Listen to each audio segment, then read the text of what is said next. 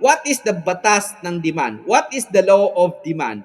The law of demand, no? Ang the law of demand po ya ikhwani wa akhawati, ang batas ng demand ay isang pangunahing prinsipyo sa economics na nagsasaad na kapag ang presyo ay isang produkto ay tumataas, bumababa ang dami ng produktong gustong bilhin ng mga mamimili, at kapag bumaba ang presyo, tumataas ang dami ng demand. Ito ay tinatawag na inversong ugnayan, inverse relationship sa pagitan ng price at dami ng demand, quantity demanded. Okay, ano example niya, no? Presyo, yung price, ang halaga ibinibayad ng mamimili para makuha ang produkto o serbisyo. Dami ng demand, quantity demanded, ang bilang ng produkto na handang bilhin ng mamimili sa isang particular na presyo.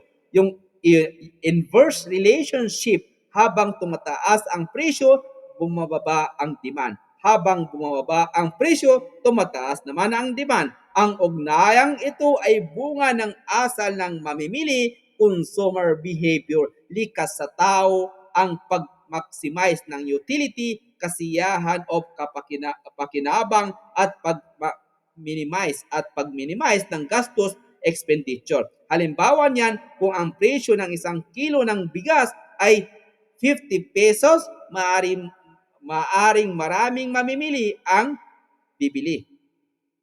Ngunit kapag tumaas ito sa 70 pesos per kilo, 70 pesos kilo na per kilo, maraming mamimili ang magbabawas ng bili o lilipat sa mas murang alternatibo. No?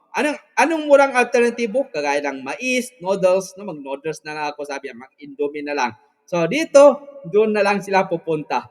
Ito ang nagpapakita na kapag tumaas ang presyo, bumababa ang demand. At kapag bumaba ang presyo, tumataas ang demand. Ako ay nalilito na. Kayo ba ay nalilito rin? Yala. Ano ibig sabihin nun? Nalilito, pero Okay. sakto lang. Sakto lang. Okay. Ito po yung curve ng demand na yan. Kasi po, Ustad, yung Okay. yung demand, tapos ano yun? Random ko na. Okay. Ipaliwanag mo daw, Walid. Kakalita din po. Wala nang oras. Sabi ko, wala nang oras, Walid. Anong gagawin natin? Okay. Nahihilo na. Okay, yan lang. Tafadalo, ano yung bakit tumataas ang demand, bumaba ang supply? Kapag po, yan po, i-explain ko po, Ustad. Okay, explain mo. Yung diagram na yan po. So, nakita sa diagram dyan, sa picture na yan, The demand curve. kapag ang price ay mataas, pa-up, bumababa ang demand, yung demand, mababa ang demand at yung quantity. Di ba quantity? Kasi yung quantity din, mababa din. Yung demand, when you say demand, yung kung start papakulit na lang po. Yung demand, ito yung kung ilan yung gustong bumili sa product na yun. Ulitin ko, kapag yung price ng product na yun ay mataas, bumababa ang demand na yun yung mga gustong bumili. Bumababa yung bilang ng namimili. At yung quantity ay mababa din. Tama ba, Ustad? Kung doon ka kamali? Opo. Opo. Ang Tapos, price ay... Okay. Tara mo. Tapos kapag mababa yung price, tumataas yung demand, yung mga mamimili. Tumataas yung demand sa market. Madaming sa mga market diyan, tumataas yung pag mababa yung price, dumadami yung demand o kung saan na mga palengke diyan. Pero yung quantity ay madami. Nandito na Ustad. Yan, Ustad. Okay, lang bro. Okay. Ano yung demand dyan? Yung product. Ano yung price dyan? Ay, demand pala yung Ustad, yung product. Ay. Di ba? Yung product yung demand. Dami ng demand, yung quantity. Yung quantity ay dami ng demand. No? Ang bilang ng produkto na handang bilhin ng mamimili sa isang particular na presyo. Kung kaunti ang demand, kung bababa ang demand, ano mangyayari sa price? Mataas ang price ustad, mataas ang price kung Taas ang kaunti lang presyo. yung demand. Kapag tataas ang demand, ano mangyayari sa price? Mababa ang price. Mababa ang Mababa. price. Mababa. Na, Kasi gustong maubos. aha. Ito ang nagpapakita na kapag tumaas ang presyo, bumababa ang demand. Nakita nyo? Yung sa curve? No? Ito ang nagpapakita na kapag tumaas ang presyo, bumababa ang demand.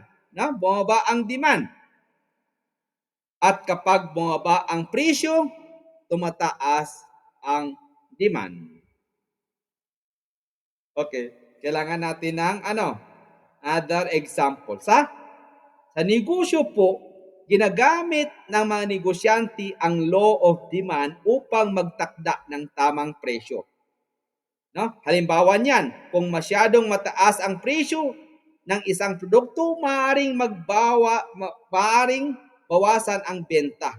Kaya kailangan alamin ng kumpanya kung saan ang equilibrium price, ang presyong katanggap-tanggap sa mga mamimili, ngunit kumikita pa rin ang negosyo. For example, sa pamahalaan naman, sa government, kapag may inflation o pagtaas ng presyo, bumababa ang kakayahan ng mamimili. Kaya maaring magpatupad ang gobyerno ng price control sa mga pangunahing bilihin. Okay. Kung sa consumer kagaya natin, pinag-aralan ng mga mamimili kung paano mapapakinabangan ang kanilang kita sa pamamagitan ng prioritize ng mga produktong mas kailangan kaysa luho. So, ang demand curve po sa economics ay karaniwang pagbaba ng direksyon. Ano yung direksyon? Yung downward sloping. Yung nakita niyo dyan, yung demand, mula sa kaliwa, patungo sa kanan.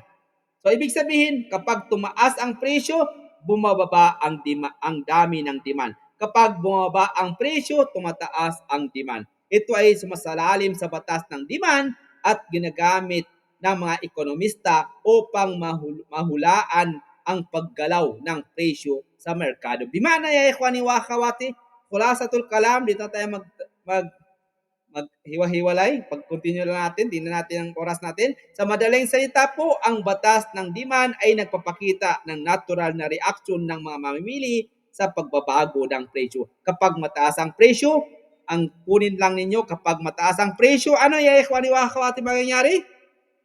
Mababa ang demand. Bumababa ang Ang demand. Bumababa quantity, ang mababa ang demand. quantity.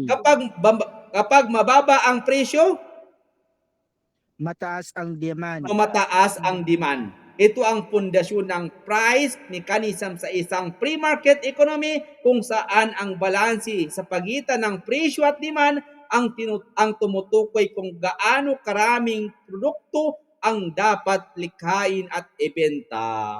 Wahakada.